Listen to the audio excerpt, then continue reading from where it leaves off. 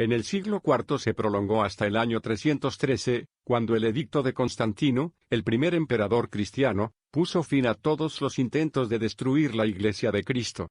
Es sorprendente que durante este período algunos de los mejores y más sabios emperadores eran los más activos en la persecución del cristianismo.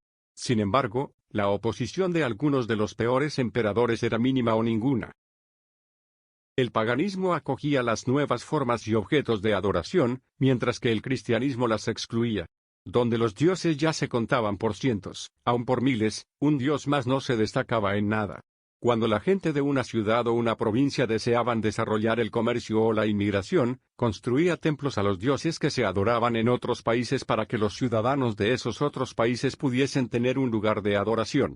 Es por eso que en Pompeya encontramos un templo a Isis, una diosa egipcia, construido para fomentar el comercio de Pompeya con Egipto. Esto hacía que los comerciantes egipcios se sintieran como en su propio país. El cristianismo, en cambio, se oponía a toda adoración excepto a la de su propio Dios. La adoración al emperador se tenía como una prueba de lealtad. En algún lugar prominente de cada ciudad había una estatua del emperador reinante. Ante dicha imagen se ofrecía incienso como a un dios. Tal parece que en una de las primeras epístolas de Pablo hay una referencia velada a esta forma de idolatría. Los cristianos se negaban a rendir esta adoración, aun cuando era muy sencillo arrojar un poco de incienso sobre el altar. Debido a que cantaban himnos de alabanza y adoraban a otro rey, un tal Jesús, las multitudes los tenían por desleales y conspiradores de una revolución. De alguna manera, se consideraba a la primera generación de cristianos relacionada con los judíos. A pesar de que estos vivían separados de las costumbres idólatras, y ni siquiera comían en las fiestas de los ídolos, el gobierno reconocía al judaísmo como una religión permitida. Esta aparente relación preservó a los cristianos por algún tiempo de la persecución. Sin embargo, después de la destrucción de Jerusalén en el año 70, el cristianismo quedó solo sin leyes que protegiesen a sus seguidores del odio de sus enemigos. Las reuniones secretas de los cristianos despertaban sospechas. Se reunían antes de la salida del sol en la noche, a menudo en cuevas o catacumbas subterráneas. La celebración de la Cena del Señor, de la cual se excluían a los extraños, a menudo era una causa de acusación y persecución. El cristianismo no hacía distinciones entre los hombres. Tampoco lo hacía entre sus miembros ni en el trabajo que realizaban. Incluso, un esclavo se podía elegir como obispo en la iglesia. Esto era una ignominia para los nobles, los filósofos y las clases gobernantes. A los cristianos se les consideraban como igualitaristas, anarquistas y trastornadores del orden social. Es decir, enemigos del Estado. De igual manera, los intereses económicos generaban o estimulaban el espíritu de persecución. A esto se debió que en Éfeso Pablo estuviera en peligro de muerte por el motín que provocó Demetrio el platero. También los gobernantes perseguían a los cristianos bajo la influencia de individuos cuyos intereses financieros se afectaban con el progreso de la Iglesia. Por ejemplo, entre estos había sacerdotes y sirvientes laicos de los templos de ídolos, los que hacían imágenes, los escultores, arquitectos de templos y otros que se ganaban la vida mediante la adoración pagana. No era difícil elevar el grito de los cristianos a los leones, cuando los hombres veían sus artes o profesiones en peligro, o cuando funcionarios codiciosos deseaban la propiedad de los cristianos ricos. Las persecuciones en el primer siglo, por Nerón, años 68, y Domiciano, años 90 al 95, fueron sencillamente explosiones de frenesí y odio, sin ningún motivo, excepto la ira de un tirano. Se producían en forma esporádica y no se prolongaban mucho. Sin embargo, desde el año 110 al 313 después de Cristo, la Iglesia estuvo sujeta a una serie sistemática e implacable de intentos gubernamentales puestos en práctica a través de todo el imperio para aplastar la fe siempre creciente. Desde el reinado de Trajano al de Antonino Pío, durante los años 96 al 161, el cristianismo no se reconoció, aunque tampoco se persiguió severamente. Bajo los emperadores Nerva, Trajano, Adriano y Antonino Pío, quienes con Marco Aurelio se les conocieron como los 5 buenos emperadores, no se podía arrestar a ningún cristiano sin una querella definida y comprobada. El espíritu de la época era más bien pasar por alto la religión cristiana. Con todo, cuando se formulaban cargos y los cristianos rehusaban retractarse, los gobernantes se veían obligados, aún en contra de su voluntad, a poner en vigor la ley y ordenar su ejecución. Varios miles de creyentes en Cristo eran decapitados o devorados por las fieras hambrientas en la arena. La última y más sistemática y terrible de todas las persecuciones fue durante el reinado de Diocleciano y sus sucesores, de 303 a 310. En una serie de edictos se ordenó quemar cada ejemplar de la Biblia, derribar las iglesias levantadas por todo el imperio durante el medio siglo de relativa calma, quitar la ciudadanía a quienes no renunciasen a su religión cristiana, y dejada sin la protección de la ley. En algunos lugares reunían a los cristianos en sus templos y los incendiaban. Así perecían los creyentes dentro de sus paredes. Sin embargo, 25 años después el cristianismo se convirtió en la religión oficial del emperador, de la corte y del imperio. Constantino, el hijo de Constancio, como coemperador y quien para ese tiempo no profesaba ser cristiano, expidió su memorable edicto de tolerancia en el año 313.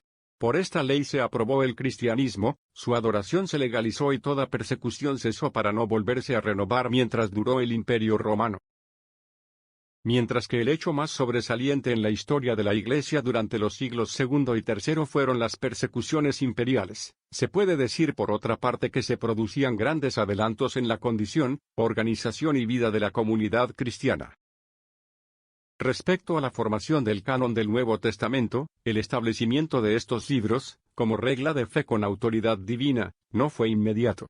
No todos estos libros se aceptaban en todas partes como escritura inspirada. Algunos de ellos, especialmente Hebreos, Santiago, Segunda de Pedro y Apocalipsis, los aceptaron en Oriente, pero por muchos años los rechazaron en Occidente. Los concilios que se celebraban de tiempo en tiempo no escogieron los libros para formar el canon. Más bien los concilios ratificaron la elección ya hecha por las iglesias. Respecto al desarrollo de las organizaciones eclesiásticas, cabe destacar que, mientras vivieron los primeros apóstoles, el respeto general hacia ellos como elegidos de Cristo, fundadores de la Iglesia y hombres dotados de inspiración divina, los convertían en los indiscutibles líderes y gobernantes de la Iglesia, hasta donde era necesario el gobierno. Cuando Lucas escribió Hechos y Pablo escribió a los filipenses y a Timoteo, los títulos obispos y ancianos, presbíteros, se aplicaron libremente a los mismos funcionarios de la Iglesia. Sin embargo, 60 años después, alrededor del año 125, encontramos que los obispos estaban por doquier gobernando la Iglesia. Cada uno mandaba en su propia diócesis con presbíteros y diáconos bajo su autoridad. Como en el año 50, el Concilio de Jerusalén estaba compuesto de apóstoles y ancianos, y expresaba la voz de toda la Iglesia, tanto de ministros y de laicos. Pero durante el período de persecución, sin duda después del año 150, solo los obispos eran los que celebraban los concilios y dictaban las leyes. La forma episcopal de gobierno llegó a ser dominante y universal. La pérdida de la autoridad apostólica hizo necesario elegir nuevos líderes. Los grandes fundadores de la Iglesia, Pedro, Pablo, Santiago, el hermano del Señor, y Juan, el último de los apóstoles, habían muerto sin dejar hombres de su talla que les sucedieran. Después de morir Pedro y Pablo, y durante 50 o 60 años, la historia de la Iglesia está en blanco.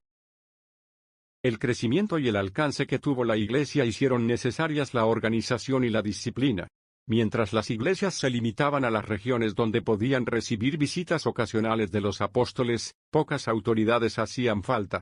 Sin embargo, cuando la Iglesia llegó a ser tan vasta, y aún más que el imperio, llegando hasta Partia y las fronteras de India, abarcando muchos países y razas, se comprendió la necesidad de un líder para las diferentes secciones.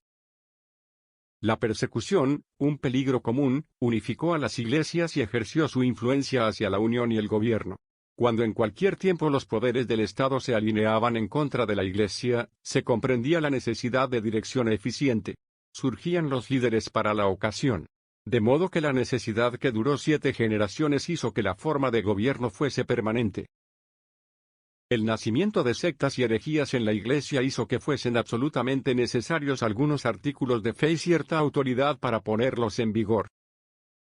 Es importante resaltar que, durante todo el período que estamos considerando, ningún obispo reclamó para sí autoridad de carácter universal, autoridad sobre los obispos, como más tarde lo hizo el obispo de Roma.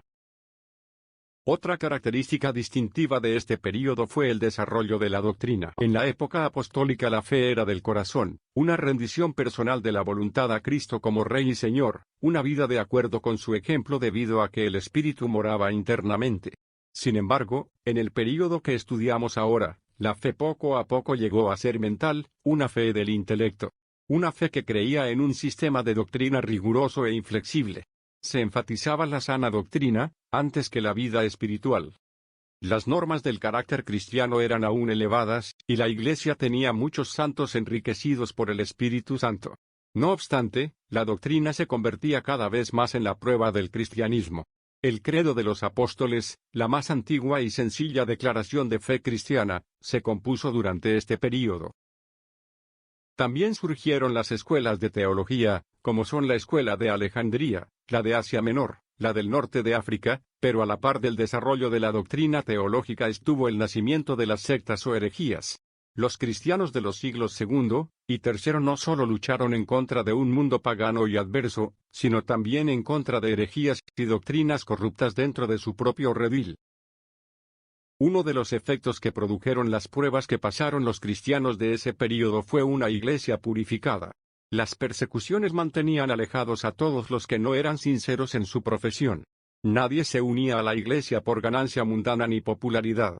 Los débiles y de corazón apocado abandonaban la iglesia. Solo los que estaban dispuestos a ser fieles hasta la muerte eran los que se hacían abiertamente seguidores de Cristo. La persecución sacudió a la iglesia separando la cizaña del trigo. La iglesia de ese período era una iglesia de enseñanza unificada. Era un cuerpo de muchos millones de personas que se extendía por un sinnúmero de países, y que incluía a muchas razas que hablaban muchos idiomas. Sin embargo, tenía una misma fe.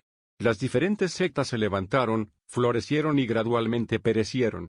Las controversias destacaron la verdad y aún muchas de las herejías dejaron tras sí algunas verdades que enriquecieron el depósito de la iglesia.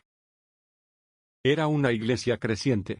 A pesar de las persecuciones, tal vez hasta cierto punto por causa de estas, la iglesia crecía con una rapidez asombrosa. Al final del período de persecución la iglesia era lo bastante numerosa como para componer la institución más poderosa del imperio. Gibbon, el historiador de este período, calculaba que los cristianos al final de las persecuciones formaban cuando menos la 10ª parte de la población.